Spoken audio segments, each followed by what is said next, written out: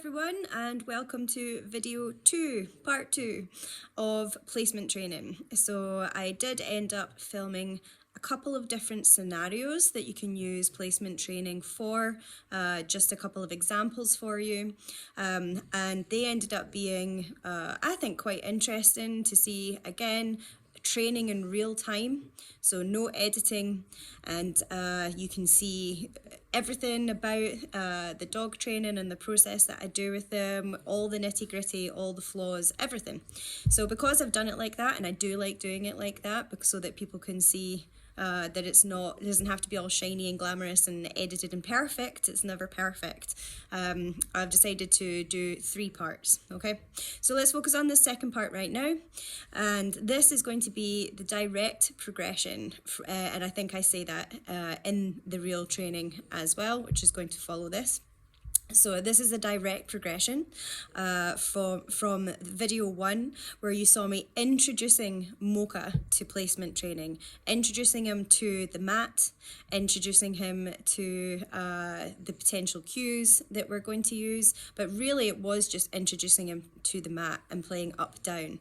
I did use free in it, and I didn't even actually start to add the word place or anything. So it really was stage 1, bottom rung of the ladder with regards to the introduction of placement training. Moving on, now I'm using Ava, and that's because as I say again in the video, I don't want to keep repeating myself, but she does have a rough concept of placement training. She's particularly good at it in the kitchen because that's the context that I really do use it for her.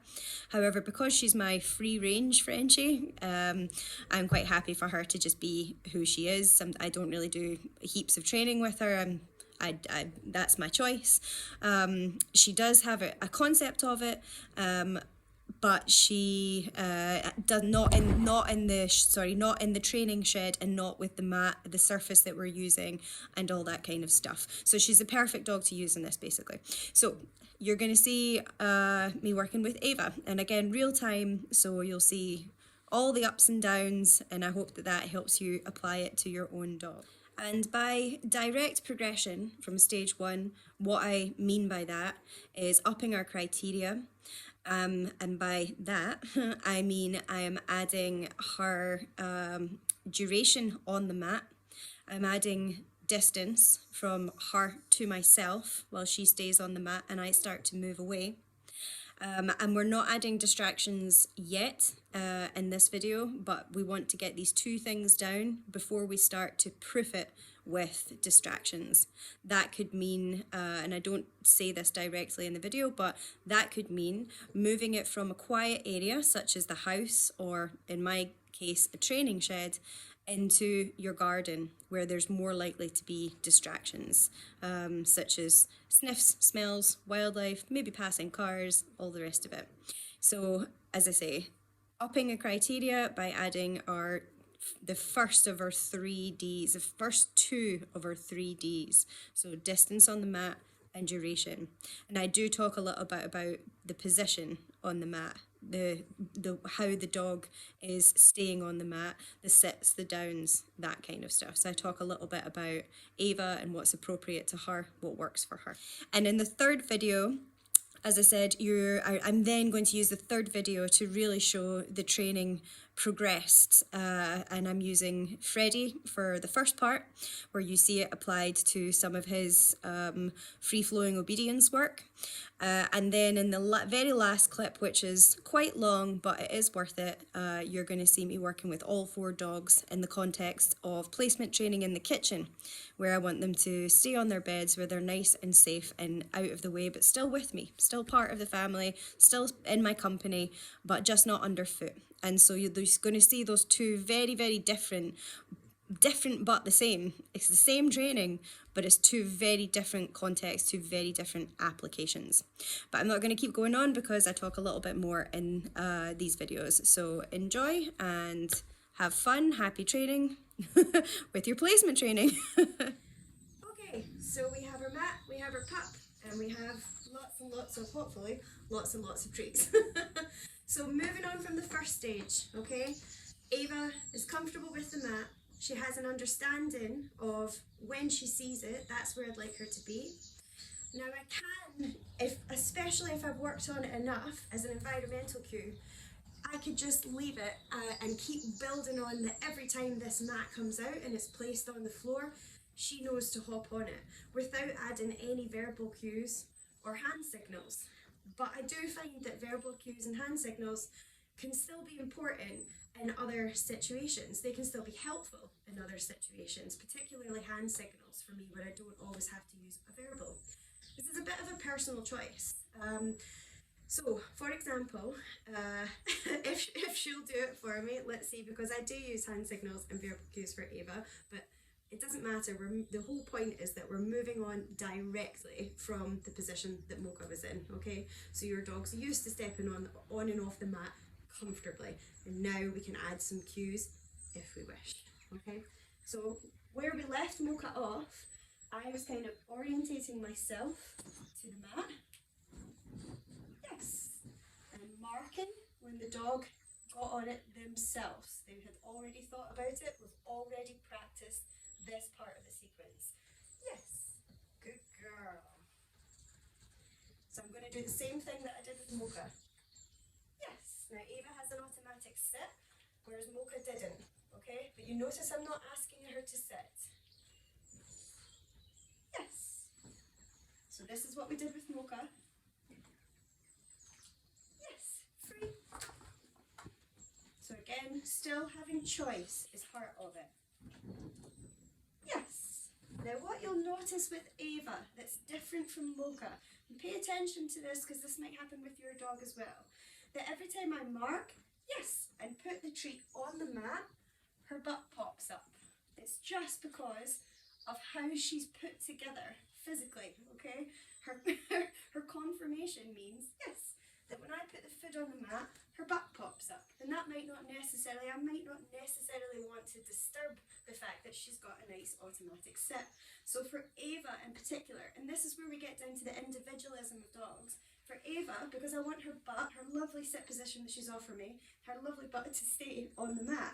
So instead for her, I'm going to say yes, and I'm going to pop it in her mouth, okay? Because, once again, you'll see again when I pop it on the mat, yes, her butt comes up. That's just her, okay? So I have to observe my dog. You observe your own dog and go, I see how that's connected to that. I'm going to tweak it a little bit, okay? So observations, always reassess and reevaluate what you need to do in order to get the best out of your dog. Yes, free. Nice. So, to begin with, let's start to add some word and verbal cues. So as your dog is eating off the mat, as she starts to naturally reorientate, I'm going to point, place, yes.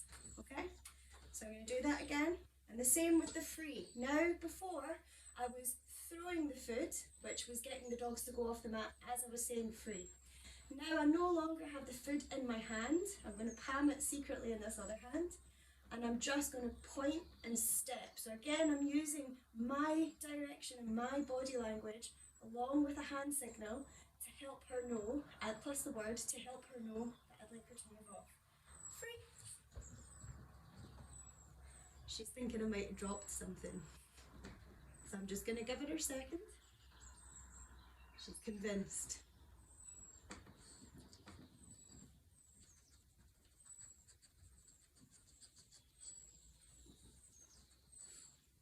So I'm just going to reset her because she was convinced that I dropped something there. So if this happens with you and you go, oh, my sequence is all messed up, I'm just going to reset her.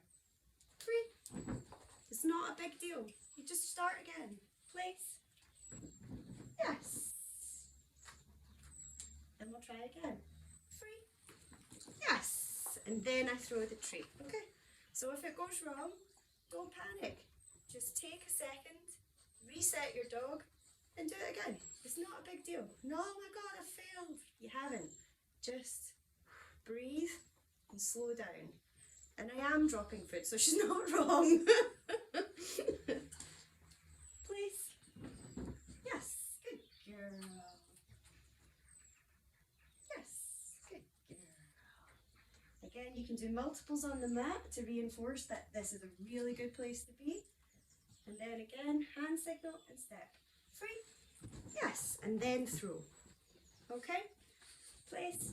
Now you notice, good girl, that I'm timing my point and my word as she's already naturally moving back to the mat. So we've taught a behaviour and now we're adding the language and the hand signal to it, okay? And that's how we like to do it because that's how I like to do it, as I'm sure, hopefully, some of you have heard me say, is because if we just rely on words, good girl, free, we tend to end up as humans, place, good girl, repeating ourselves over and over, place, place, place, place, place, place, place. When the dog doesn't actually understand physically what we're asking of them before we start adding in a lot of language, and then we get really frustrated, and that's on us, okay? So behaviour first, actual physical mechanics of where we're looking for our dog's body placement to be, and then we can start adding the language. Okay. So now we have our dog comfortably going on and off, and we've comfortably got them as well doing it with our hand signals.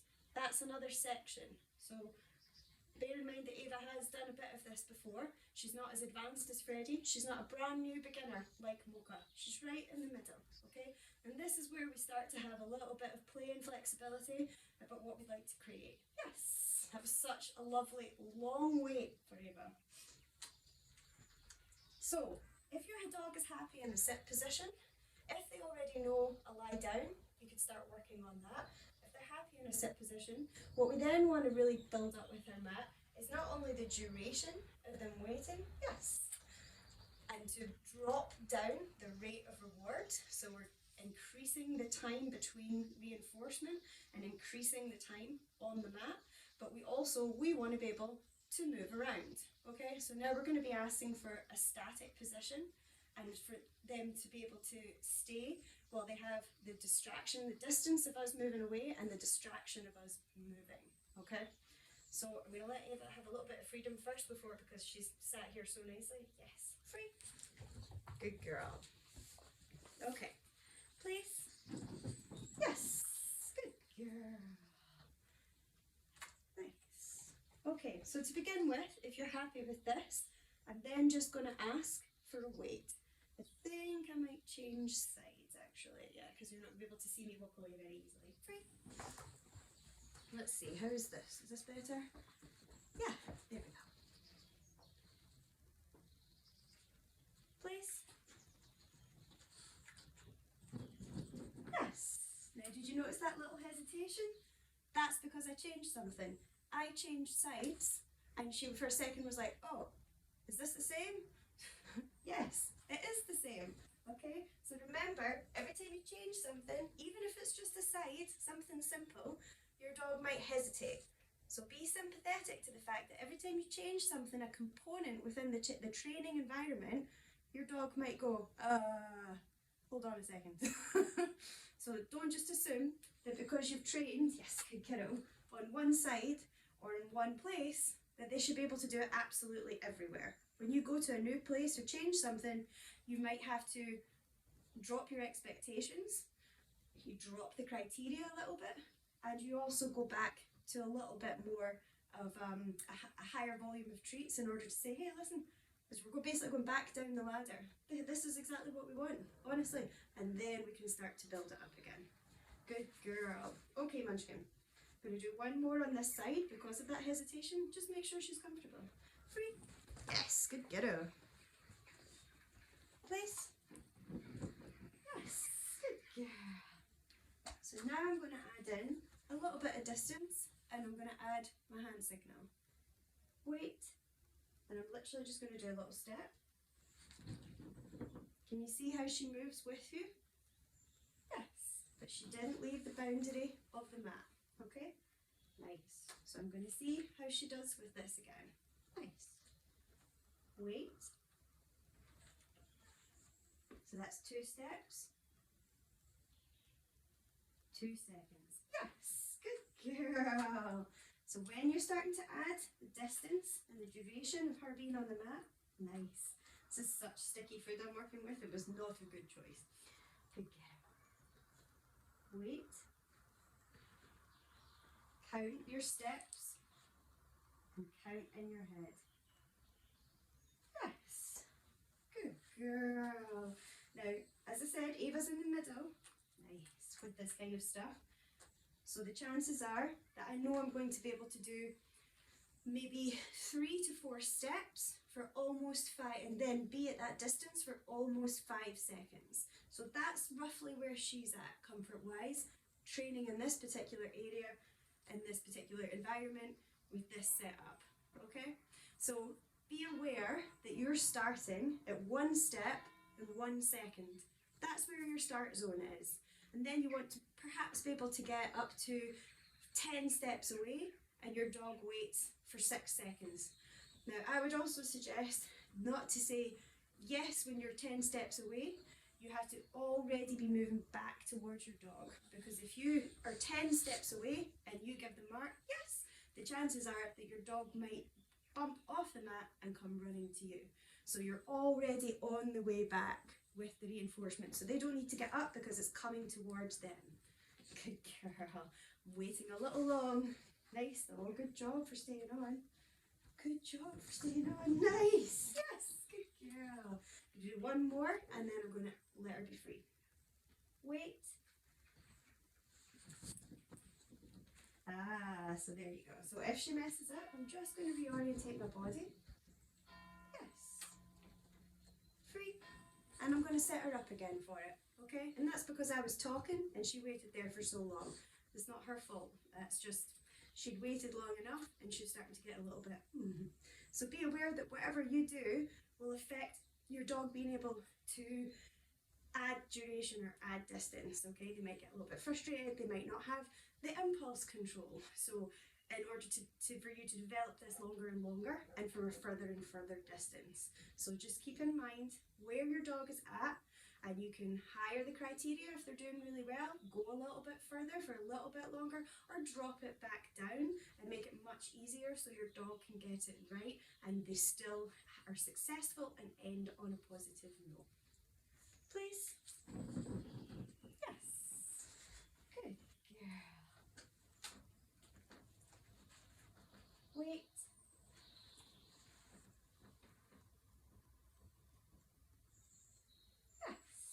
Good girl, well done. That was really, really nice. Free.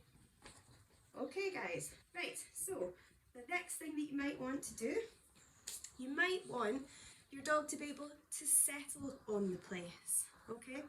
Now I would suggest teaching a down out with this circumstance. That might make it easier for you if your dog already understands a verbal cue for down or a hand signal for down, or a combination of the both, okay? You can teach it on the mat, but let's just separate things nice to keep it nice and simple. Let's not too much multitasking to do too much at once, all right? So it might look something like this. There's something that I've practiced very lightly with Ava. So again, I will higher the criteria or lower the criteria for this depending on what she's able to offer me in this circumstance. Bear in mind, it's also really weird for my dog that my focus isn't 100% on her. It's on talking to a camera and focusing on what I'm trying to say. So even that is a little bit confusing for her, okay? But we're going to see what we've got and what that might look like. Place. Nice, good job. Down. Yes, good job.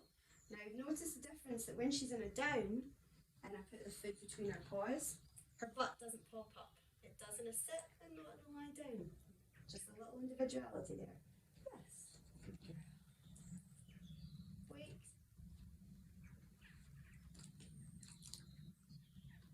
Yes, good girl. See, she started to get up. But because I'm going to put the foot down, I'm going to encourage that front back down so that she knows she doesn't have to get up. It's going to arrive between her paws. Wait.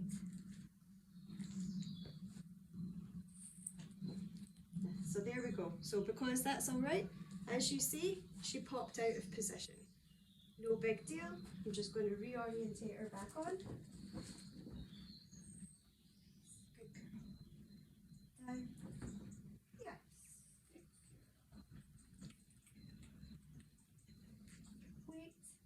to drop my criteria and go a little, not as far, and for a little less time.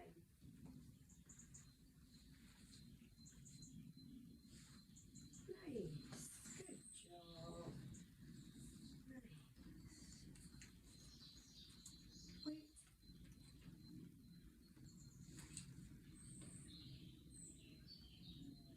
Wait. Nice, yes. Yes, good girl. You also notice there that I'm lowering my praise, my tone of voice and my praise, so that I don't excite her to get her, might get her popping up again into that sit position. Yes, good girl. Lovely, well done. Free. Yes, good girl. Well done. Really, really nice. Now I want to just see, because we did practice this for a couple of minutes just before we did the video, I want to see what her thought process is now about this, okay? Ava's not the best problem solver, so it can take some time, and I think that's actually ideal for you guys to see that she's not going to pop on and get it straight away. She's already orientating back towards the mat, which is lovely. I'm going to help her out just by coming a bit closer to it. Yes, good girl. Really nice. Now I want to see if she'll think about lying down herself. Clever girl. I'm going to keep eye contact with her, tell her she's a good girl because she is exactly where I want her to be and she's offering me a lovely sit. And basically just giving her the time to think, what did I do before that got that treat without me hinting or telling her to lie down? I just want to see what we've got, that's all. What did we do before that was helpful? What was it that Mama wanted before? Yeah, good girl. Well done. So because she figured it out herself without any prompts, I'm going to do rapid fire treats, or what they call a jackpot, where I'm just going to feed her multiple times in this down position to say, hey, that was freaking awesome, and that is exactly what I wanted. Free. And let's just see one more time if we've got a bit more flow.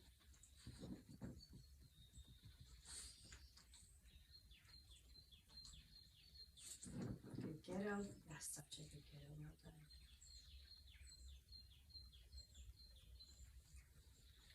What else is on my? Yes! Now that is my dog. That is my good girl.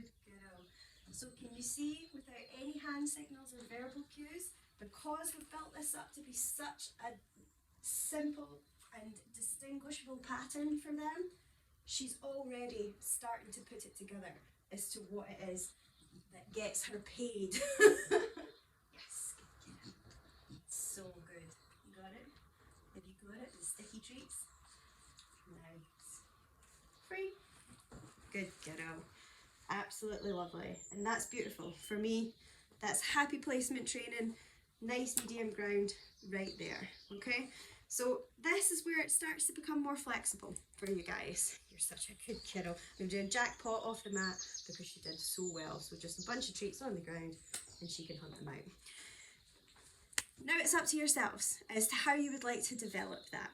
But I really want you to, between the first video and this section in particular, I want you to see how slow it is, how you build it up, and how you focus on each little component and how you would like that to look, okay? A lot of people just get really speedy with this training, and that's where it all starts to become a bit frantic, and it'll encourage your dog to break position more often. You want everything to be calm, for everything to be reflective. How do you need to adjust? Do you need to lower your criteria and make it easier? Is your dog doing really well and really grasping it and you can start to push it a little bit more, and you're constantly kind of adjusting between this lowering and highering of your criteria in this training as to make it successful for your dog. And once again, if you want this placement training to be something that they do in a particular environment, a cafe, a kitchen, part of your training outdoors, then you're going to have to train again in that section, in that particular environment, and you might have to drop right down the ladder and start at the bottom again. But what you will realise is if you've trained this behaviour in one place and you take it to the new place, yes, you might have to go down the rungs of the ladder again, but what you'll more than likely notice is your dog will move through the stages much faster as they start to go, oh, hold on, we've done this before. Oh, is it the same thing? Oh, awesome. Okay, I get this. And so you'll push, you'll go through it much faster. All right. As I say, you want to start adding the length of time. Think about the position you'd like them to be on, and that also might be what's helpful for your dog. Some dogs might be able to stand on the mat for 10 seconds while you're 10 feet away. Other dogs might not be able to stay on it if they are in a standing up position. They prefer to be in a sit, and eventually what we'd like to see is a settle where they choose almost to lie down and settle down in that space because they know that the food is going to come back to them. And that takes a little while to get to, but as I said, you can see from these two particular sections how the momentum is. So give yourself the permission to take it nice and slow. All right, I hope that's helpful. Let's see if Miss Ava's going to offer it one more time just to round up this really, really nice training session that she's done. This is 20 minutes, my camera is saying. And obviously, I usually advocate for shorter sessions than that, but bear in mind, I've been talking the whole time.